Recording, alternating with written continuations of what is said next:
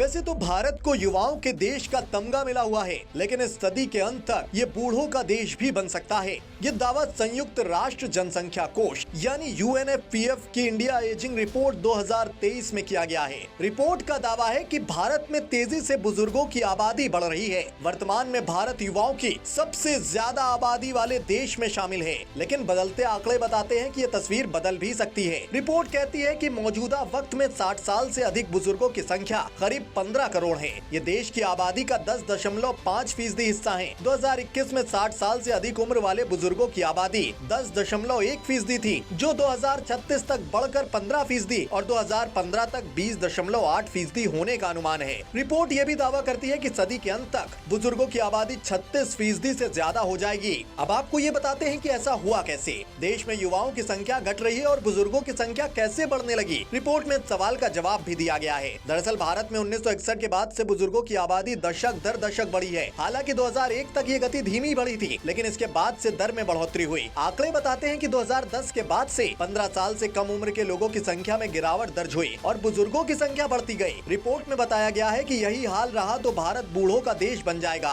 अब आपको बताते हैं कि भारत में कितने युवा हैं। अब तक यही माना जाता है कि दुनिया भर में सबसे ज्यादा युवा भारत में ही हैं। सबसे ज्यादा आबादी वाले चीन से तुलना करें तो भारत में युवाओं की संख्या वहाँ से 47% तक ज्यादा है। वर्तमान में देश में 138 करोड़ की आबादी में 25 करोड़ ऐसे युवा हैं जिसकी उम्र 15 से 25 साल के बीच है। आसान भाषा में समझे तो आबादी का 18% हिस्सा युवा है, जबकि चीन में मात्र 17 करोड़ ही ऐसे युवा हैं जो संयुक्त राष्ट्र के मानकों पर फिट बैठते हैं। इस तरह देखें तो चीन की मात्र 12% आबादी ही युवा है। अब ये समझिए कि भारत किसे युवा मानता है। भारत में 2014 तक 13 से 35 साल के लोगों को युवाओं की कैटेगरी में रखा जाता था, लेकिन 2014 में आई नेशनल यूथ पॉलिसी ने इस मानक को बदल कर रख दिया। नई पॉलिसी के मुताबिक सरकारी रिकॉर्ड में उन्हें ही युवा माना जाएगा जिनकी उम्र 15 से 30 साल है। इस तरह से देखें तो देश की 37 करोड़ से अधिक आबादी युवा है। वहीं चीन का यूथ डेवलपमेंट प्लान 35 साल तक के लोगों को युवा मानता है। दक्षिणी अफ्रीका देशों में भी 35 साल तक के लोगों को युवा कहा गया है। इस तरह से देखेंगे तो भारत में करीब 48 करोड़ युवाओं की आबादी है। अब ये समझिए कि क्यों घट रही है युवाओं की आबादी। युवाओं को लेकर केंद्र सरकार की रिपोर्ट यूथ इन इंडिया 2022 में ये बात कही गई है।